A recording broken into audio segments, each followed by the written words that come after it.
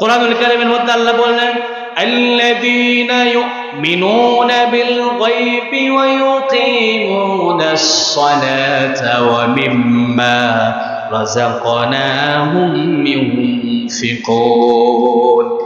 সবাই বলেন তো গায়েব যিনি জানেন তিনি কে? ঈমান আনতে হলে আল্লাহ রাব্বুল আলামিন বললেন আল্লাযীনা ইউমিনুনা বিল গায়ব, যারা নিজেকে ঈমানদার দাবি করবে, ঈমানের দাবিদার যারা মনে করবে, তাদের এক নম্বরে বিশ্বাস থাকতে হবে আল্লাহ ছাড়া দুনিয়ার কোনো মানুষ গায়েব জানে না। এই বিশ্বাস আমাদের সকলের অন্তরে আছে না নাই? আজকাল আমরা দেখি গায়েব আল্লাহ রাব্বুল আলামিন যেখানে বললেন আমার নবীকেও গায়েবের তথ্য আমি দিই নাই, আমার নবীও গায়েব জানে না, আজকাল আমাদের দেশের মধ্যে কিছু বাবা নামে ভণ্ড আছে, মানুষের অন্তরে দেখে ভবিষ্যৎ বলে দেয়। এইরকম বাটপার আছে না নাই? সম্মানিত ভাইরা আমার, মুসল্লি কেরাম, আমি আপনাদের সামনে একটি আয়াত তেলাওয়াত করে দিয়েছি। লুকমান আলাইহিস সালাতু ওয়াস সালামের নামেও আল্লাহ রাব্বুল আলামিন সূরা নাযিল করলেন আর বললেন দুনিয়ার বান্দারা শুনে রাখো, একটা মানুষ নবী নয়, রাসূল নয়, আল্লাহর কোনো তাবেঈদের কাতারেও তার নাম ছিল না, সাধারণ একজন মানুষ, তার কথাগুলো তার কার্যক্রমগুলো আল্লাহর কাছে এত পছন্দ হয়েছে, আমি আল্লাহ তার নামে কোরআনের মধ্যে একটি সূরা নাযিল করে দিয়ে তার জীবন বৃত্তান্ত আমি আল্লাহ সূরার মধ্যে দিয়ে দিলাম। বলেন সুবহানাল্লাহ। আমরা মানুষ, আমরাও যদি সেই রকম দামি হতে পারি, আমাদের নামটাও ইতিহাসের পাতায় স্বর্ণাক্ষরে লেখা থাকবে কি থাকবে না? সেই সূরা লুকমানুল, এই লুকমানের মধ্যে একটা আয়াত তেলাওয়াত করেছি। এই সূরার আয়াত সংখ্যা 34টি আয়াত। কয়টি আয়াত? সবাই বলেন কয়টি আয়াত? 34টি আয়াতের সর্বশেষ আয়াত 34 নম্বর আয়াতে আমি তেলাওয়াত করেছি। এই আয়াতের মধ্যে আল্লাহ রাব্বুল আলামিন 5টা বিষয় নিয়ে কথা বলছেন। কয়টা বিষয়? সবাই একটু জোরে বলেন, কয়টা বিষয়?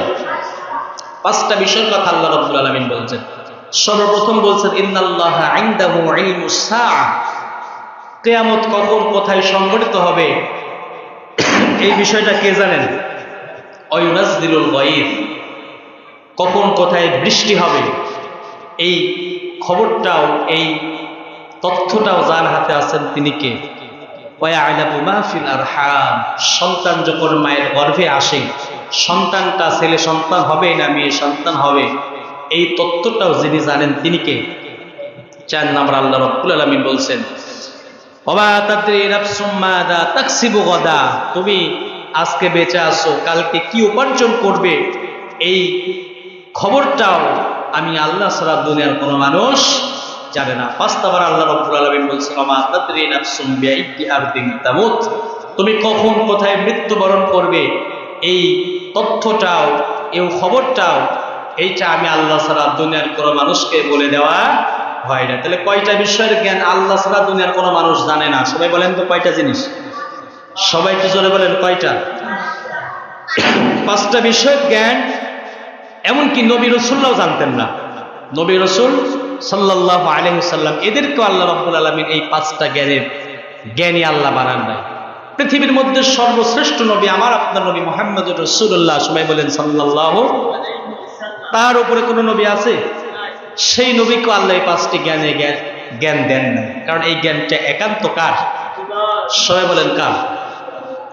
সম্মানিত ভাইয়েরা আমার, রাসূলুল্লাহ সাল্লাল্লাহু আলাইহি ওয়াসাল্লামের কাছে একজন সাহাবী চলে আসলেন, এসে বললেন ইয়া রাসূলুল্লাহ, আপনাকে আমি 5টা বিষয়ে প্রশ্ন করতে চাই। আয়াতটা নাজিল হওয়ার প্রেক্ষাপটের মধ্যে এসেছে আল্লাহ রাসূলকে একজন সাহাবী এসে প্রশ্ন করলেন ইয়া রাসূলুল্লাহ, 5টা বিষয়ের জ্ঞান আমি আপনার থেকে জানতে চাই ইয়া রাসূলুল্লাহ, 5টা প্রশ্নের উত্তর আপনি আমাকে দিবেন। আল্লাহর নবী সাহাবী বললেন ইয়া রাসূলুল্লাহ, 1 নাম্বার হচ্ছে কিয়ামত কখন কোথায় ঘটিত হবে, কিয়ামতের খবরটা আমাকে দেন। 2 নাম্বার কোথায় কখন বৃষ্টিপাত হবে, বৃষ্টির তথ্যটা আমাকে দেন। 3 নাম্বার সন্তান গর্ভে এসেছে, সন্তানটা মায়ের গর্ভে এসেছে, ছেলে সন্তান না মেয়ে সন্তান, জানতে পারবো কিভাবে, সেই জানার এই তথ্যটাও আমাকে দেন।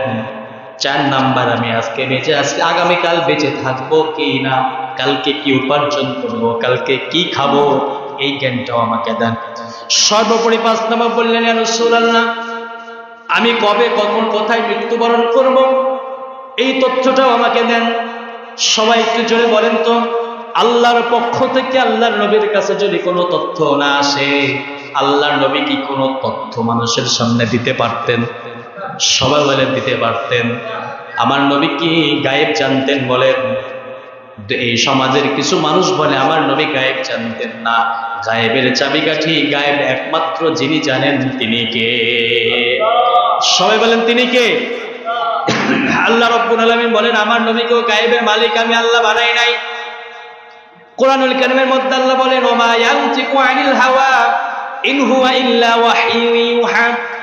আল্লাহ রাব্বুল আলামিন বললেন আমার নবীকে আমি যা জানিয়েছি আমার নবী তাই জানে, আমার নবীকে আমি যা জানাই না আমার নবী তাও জানে না। আল্লাহ রাব্বুল আলামিন কোরআনুল কারীমের মধ্যে আবার বললেন, কুল লা ইয়ালামু মান ফিস সামাওয়াতি ওয়াল আরদিল গায়বা ইল্লাল্লাহ। আল্লাহ রাব্বুল আলামিন বললেন গায়বের মালিক হচ্ছে আমি আল্লাহ। সবাই বলেন গায়বের মালিক কে? আল্লাহ ছাড়া দুনিয়ার কোনো মানুষ গায়েব জানে না। আবার আল্লাহ রাব্বুল আলামিন বললেন যারা ঈমানদার মুত্তাকি, ঈমান এনেছো যারা, তারা যদি ঈমানদার হতে চাও তোমাদের এই ঈমান আনার শর্তের মধ্যে একটি শর্ত হচ্ছে গায়েবের মালিক আল্লাহ, ওই আল্লাহকে তোমাদের বিশ্বাস করতে হবে। সুবহানাল্লাহ বলবেন না? কোরআনুল কারীমের মধ্যে আল্লাহ বললেন আল্লাযীনা ইউমিনুনা বিল গায়বি ওয়া ইউকিমুনাস সালাতা ওয়া মিম্মা রাযাকনাহুম ইউনফিকুন। সবাই বলেন তো গায়েব যিনি জানেন তিনি কে?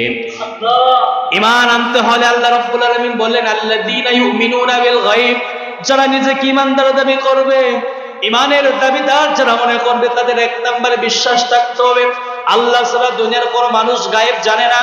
এই বিশ্বাস আমাদের সকলের অন্তরে আছে না নাই? আজকাল আমরা দেখি গায়েব আল্লাহ রাব্বুল আলামিন যেখানে বললেন আমার নবীকেও গায়েবের তথ্য আমি দিই নাই, আমার নবীও গায়েব জানে না, আজকাল আমাদের দেশের মধ্যে কিছু বাবা নামে ভণ্ড আছে, মানুষের অন্তরে দেখে ভবিষ্যৎ বলে দেয়। এই রকম বাটপার আছে না নাই? সবাই বলেন আছে না নাই? তাহলে যেখানে আল্লাহ বললেন কুল লা ইয়ালামু মান ফিস সামাওয়াতি ওয়াল আরদিল গায়বা ইল্লাল্লাহ, আমি আল্লাহ ছাড়া দুনিয়ার কোনো মানুষ গায়েব। আবার একটু লক্ষ্য করেন রাসূলুল্লাহ সাল্লাল্লাহু আলাইহি ওয়াসাল্লাম কোন তথ্য আল্লাহ যদি না দিতেন, আল্লাহ রাসূল কোন তথ্য বলতেন না। ইহুদিদের মধ্য থেকে একজন পাদ্রী সে আল্লাহ রাসূলকে প্রশ্ন করলো, আপনি তো শেষ জামানার নবী, আপনি যদি নবী হন আপনাকে 3টা প্রশ্ন করব। সবাই বলেন কয়টা প্রশ্ন? আল্লাহ রাসূলকে বললেন আপনি তো যদি শেষ জামানার নবী হন, আমাদের তাওরাত কিতাবের মধ্যে আমরা পড়েছি শেষ জামানার যিনি নবী হবে 3টা প্রশ্ন উত্তর তারা দিতে পারবে, সে দিতে পারবে। আল্লাহ রাসূল বললেন ভাই প্রশ্নগুলো তোমরা করো। ইহুদি পাদ্রীর মাঝখান থেকে বললেন 1 নাম্বার প্রশ্ন রূহ সম্পর্কে উত্তর দেবেন, 2 নাম্বার প্রশ্ন হলো বাদশা যুলকারনাইন সম্পর্কে তথ্য দিবেন, 3 নাম্বার প্রশ্ন আসহাবে কাহাফ যেই 7 জন যুবক এই যে জালেম শাসকের সামনে দাঁড়িয়ে সত্য কথা বলেছিল, এই 7 জন যুবকের জীবনী আমার সামনে বলবে। সবাই বলেন তো আল্লাহ রাসূলকে তৎক্ষণাৎ কোন উত্তর ওই ইহুদিদেরকে দিয়েছিলেন? সবাই বলেন দিয়েছিলেন। আল্লাহ রাসূল বললেন ভাই কালকে এসো। এইভাবে আল্লাহ রাসূল সাল্লাল্লাহু আলাইহি ওয়াসাল্লাম ইনশাআল্লাহ না বলার কারণে 15 দিন পর জিবরাইল আলাইহিস সালাম এসে সূরা কাহাফ নাযিল করে দিয়ে আল্লাহ নবীকে শুনিয়ে দিলেন, বললেন ইয়া রাসূলুল্লাহ এই সূরা কাহাফের মধ্যে রূহ সম্পর্কে, বাদশা যুলকারনাইন সম্পর্কে, আসহাবে কাহাফ সম্পর্কে সম্পূর্ণ ঘটনা আছে। আপনি নবী এবার আপনার জাতিদের এই সমস্ত তথ্যগুলো জানিয়ে দেন। এখান থেকে আমরা বুঝতে পারলাম আল্লাহ যদি নবীকে না জানায় আমার নবী জানতে পারে।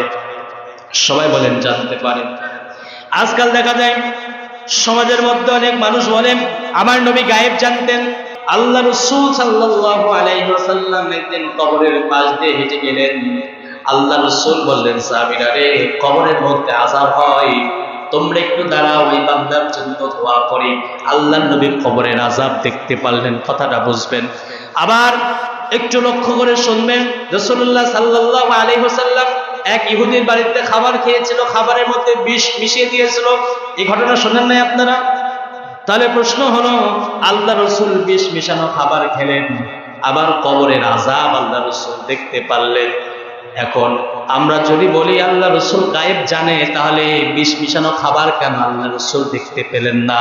আবার যদি আমরা বলি আল্লাহ রসুল গায়েব জানেন না, তাহলে কেন কবরের আযাব রসুল দেখতে পারলেন?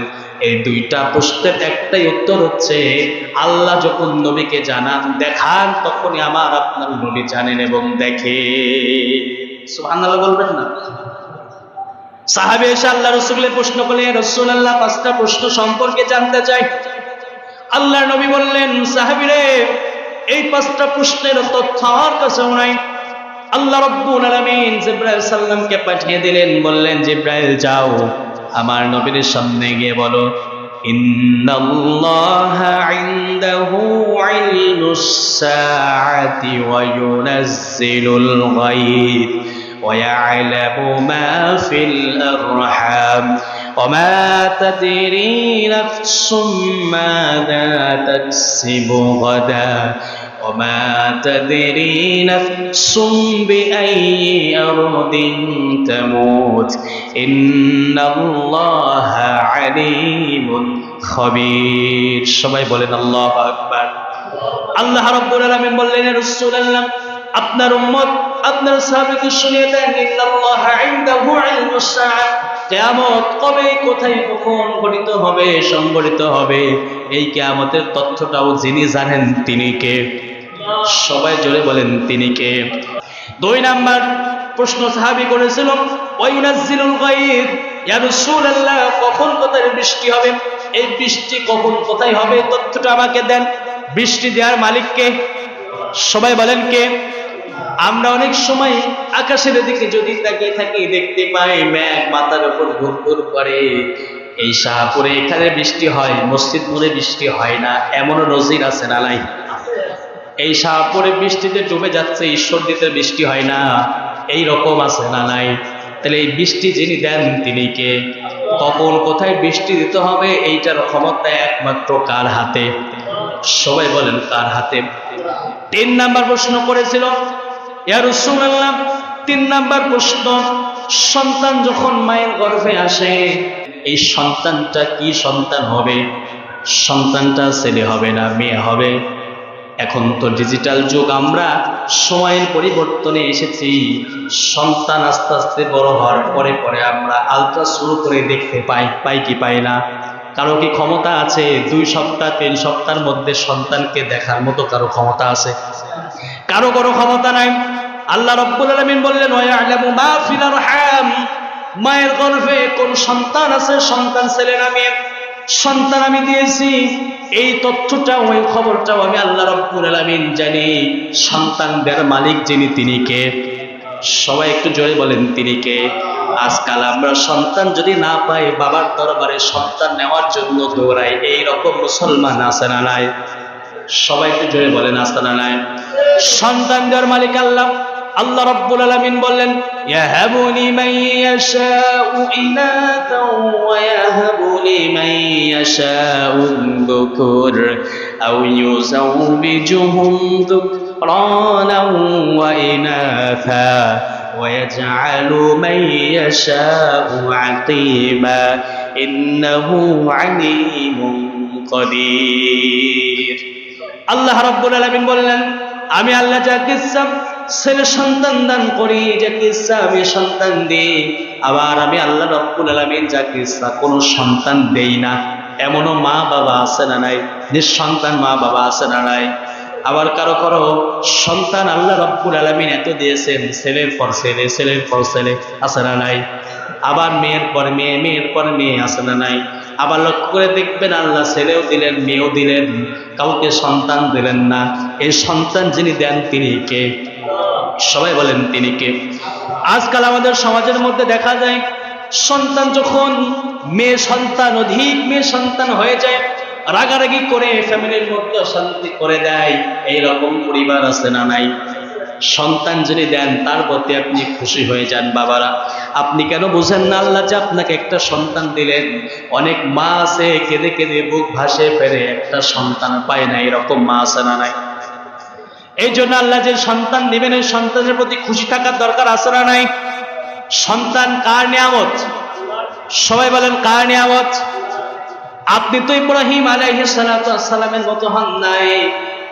ইব্রাহিম আলাইহিস সালাম বৃদ্ধা বয়সে এসে আল্লাহর কাছে কান্না করেছিল আর বলেছিল, আল্লাহ একটা সন্তান দাও, একটা সন্তান দেন। সন্তানের জন্য আহাজারি করেছিল ইব্রাহিম আলাইহিস সালাম। আল্লাহর কাছে প্রতিনিয়ত দোয়া করতেন, রব্বি হাবলি মিনাস সালিহিন।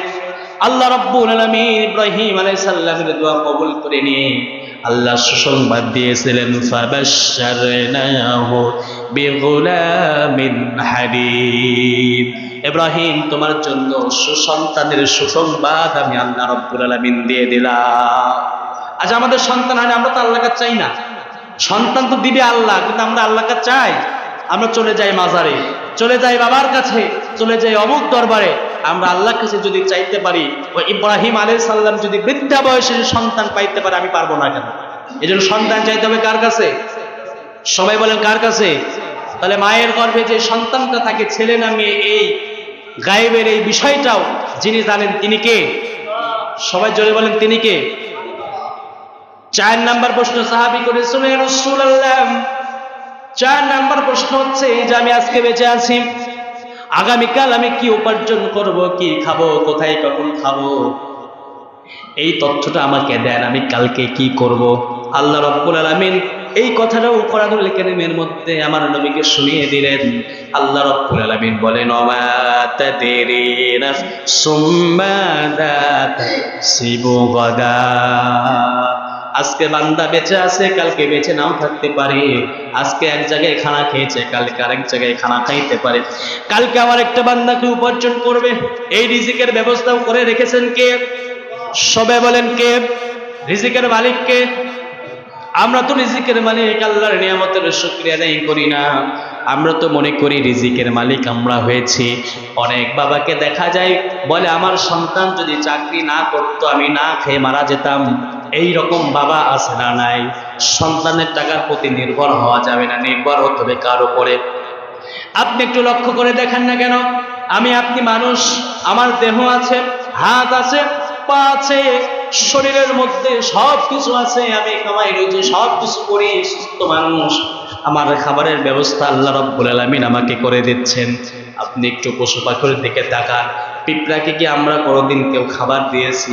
পিঁপড়া পাইলেই তো আমরা মারা শুরু করি। ওই পিঁপড়াও কার খানা খেয়ে বেঁচে আছে? সবাই বলেন কার খানা খেয়ে বেঁচে আছে? সমুদ্রের মধ্যে বড় বড় তিমির দিকে তাকিয়ে দেখেন, তিমি মাছগুলো আমরা মানুষ যা খাই তার অধিক পরিমাণ খাবার তাদের লাগে। এই তিমিকেও যিনি খাবার দেন তিনি কে? আমরা মানুষ। আল্লাহ রাব্বুল আলামিন আমাদের কাউকে অহেতুক আল্লাহ রাব্বুল আলামিন সৃষ্টি করেন নাই। আমরা যারা এসেছি দুনিয়ার মধ্যে, কাউকে না কাউকে আল্লাহ রাব্বুল আলামিন কোনো না কোনো কাজের জন্য সৃষ্টি করেছেন। এজন্য ভাইরা আমার, আগামীকালকে আমি কি করব, কি খাবো, কোথায় খাবো, এই একমাত্র এই তথ্যটা যিনি জানেন তিনি কে? এই জন্য রিজিক নিয়ে আমাদের কোনো হতাশ হওয়া যাবে? বলেন রিজিক মালিক আল্লাহ। আল্লাহ রাব্বুল আলামিন বলছেন, রিজিক ব্যবস্থা করে দিয়ে আমি বান্দা তোমাকে যখন আমি সৃষ্টি করেছি তখনই তো তোমার রিজিকটা আমি আল্লাহ নির্ধারণ করে রেখেছি। অনেক সময় খেয়ে থাকবে, না খেয়ে থাকবে, এইটার মাধ্যমে তো তুমি রিজিক পাবে। আমরা এখানে যারা আছি কেউ তো না খেয়ে থাকি, এইরকম মানুষ খুব কম। কম না বেশি বলেন? এই জন্য যতটুকু রিজিক পাই, রিজিকের প্রতি সন্তুষ্ট থাকার দরকার আছে না নাই? 5 নাম্বার প্রশ্ন, আল্লাহ রাসূলকে প্রশ্ন করলেন সাহাবী, ইয়া রাসূলুল্লাহ, আমার মৃত্যু কখন কোথায় হবে, তথ্যটা আমাকে দেন। আল্লাহ রাসূল বললেন, সাহাবীরে শোনো, আল্লাহ রাব্বুল আলামিন আয়াত নাযিল করে দিয়ে বললেন, ওমা তাদরি নাফসুম বিআই আরদিন তামুত। আল্লাহ রাব্বুল আলামিন বললেন, দুনিয়ার কোনো মানুষ জানে না কার কখন কোথায় মৃত্যু হবে। দুনিয়ার কোনো মানুষ কি জানে? সবাই বলেন এখানে আমরা যারা আছি, আমরা কি বুকে হাত দিয়ে বলতে পারবো আমার মৃত্যু এখানেই হবে? কেউ বলতে পারবে? কার মৃত্যু কখন কোথায় কোন সময় হবে আমরা কেউ জানি না। বাবা বেঁচে আছে, সন্তান দুনিয়ার মায়ের ছেড়ে চলে গিয়েছে, এইরকম নজির আছে না নাই? দাদা বেঁচে আছে, লাতি দুনিয়ার মায়া ছেড়ে চলে গিয়েছে। আমার যুবক ভাইরা যারা আছে মনে মনে ভাবি আমরা বৃদ্ধ যখন হয়ে যাব ওই সময় আল্লাহর ইবাদত করব, মুখের মধ্যে সুন্নতি দাড়ি নাই। আল্লাহর বান্দাগুলোকে যদি প্রশ্ন করা হয়, ভাই কেন সুন্নতি দাড়িগুলো নাই, আপনি কেন নামাজ পড়েন না, আপনি কেন আল্লাহর বিধানগুলো মানেন না, আপনি কেন নামাজে খুঁজে পাওয়া যায় না, আপনি কেন অন্যায় কাজের মধ্যে ধাবিত হয়ে আছেন? অনেক ভাই বলে, ভাই রে এখন তো বয়স আমাদের এইটাই বয়স, যখন বৃদ্ধ হয়ে যাব ওই সময় আমরা ইবাদত করব। এখানে যারা বসে আছেন বলতে পারবেন বৃদ্ধ হওয়া পর্যন্ত হায়াত আল্লাহ রাখবেন, এর কোনো গ্যারান্টি আমাদের আছে? একটু জোরে বলেন, আছে? এই কোনো গ্যারান্টি আমাদের নাই। কখনকার মৃত্যু হবে কেউ আমরা জানি না, কোন সময় মৃত্যু হবে কেউ জানি না। এমন নজির আমরা দেখতে পাই, রাতে ঘুমিয়ে গিয়েছি, ঘুমের ঘরেও মৃত্যু দিতে পারেন। আল্লাহ পারেন কি পারেন না? রাস্তা দিয়ে হেঁটে যাচ্ছে সুস্থ মানুষ, সুস্থ স্বাভাবিক মানুষ, রাস্তার উপরে ঠাস করে পড়ে দুনিয়ার মায়া ছেড়ে চলে যেতে পারে কি পারে না? আমার ভাইরা, মৃত্যুর ভয়টা আপনার অন্তরে কেন আপনি ঢুকান না? কখন কোন অবস্থায় আপনার মৃত্যু হবে আপনি তো জানেন না। রাসূলুল্লাহ সাল্লাল্লাহু আলাইহি ওয়াসাল্লাম বলেন, কিয়ামতের ময়দানে বান্দাগুলোকে ওই হাকিকত অবস্থাতেই তোলা হবে। মৃত্যু যার যে অবস্থার মধ্যে হবে, কিয়ামতের ময়দানে ওই অবস্থাতেই তাকে ওঠানো হবে। এখন আপনি একটু চিন্তা করেন, লক্ষ্য করেন, আপনি তো ফজরের নামাজ পড়লেন না, ফজরের নামাজ না পড়ে আপনি অন্যায় পথে দৌড়াচ্ছেন, অন্যায় কাজ করছেন, মানুষের সঙ্গে উচ্ছৃঙ্খল ব্যবহার করছেন, খারাপ ব্যবহার করছেন, মারামারি করছেন, মানুষের সঙ্গে মনোমালিন্যতা সুন্দর নাই, অন্যের জমি দখল করছেন, অন্যের খাবার দখল করছেন। আপনি যদি এই অবস্থাতে মারা যান, আপনার স্থানটা কোথায় হবে একটু ভাবতে পারছেন? আবার বিপরীত যদি আপনি ভাবেন, আমি যখন সেজদায় পড়ে গিয়েছি, সেজদায় যদি আবার মৃত্যু হয়, আমার কপাল ভালো না খারাপ? সবাই বলেন ভালো না খারাপ? আল্লাহ রাসূল বলেন যে ইমানদার যে অবস্থাতে মারা যাবে ওই অবস্থাতে কিয়ামতের ময়দানে ওই বান্দাকে তোলা হবে। বান্দা যদি ভালো কাজ করতে করতে মারা যায়, তার রূহটা ভালো জায়গায় চলে যাবে। কোন বান্দা যদি খারাপ কাজ করতে করতে মারা যায়, তার রূহটা খারাপ জায়গায় চলে যাবে। এই জন্য ভাইরা আমার, আল্লাহ রাব্বুল আলামিন কোরআনুল কারীমের মধ্যে বলেন, যে মানুষগুলো ভালো নিয়ত নিয়ে ভালো কিছু করার জন্য সামনের দিকে অগ্রসর হয়ে গিয়েছে, আজ যারা মুমিন বান্দা হবে, মুত্তাকি বান্দা হবে, তারা সব সময় মৃত্যুকে আলিঙ্গন করবে, মৃত্যুকে তার সামনের দিকে ডাকবে। এখানে আমরা যারা বসে আছি, আমরা আল্লাহকে যতটুকু ভয় না পাই তার থেকে মৃত্যুকে বেশি ভয় পাই। এইরকম মুসলমান আছে না নাই? একটু জোরে বলেন, আছে না নাই? এর কিছুটা ভয় যদি আমরা আল্লাহকে পাইতে পারতাম, মৃত্যু নিয়ে আমাদের কোনো ভয় করা লাগতো না।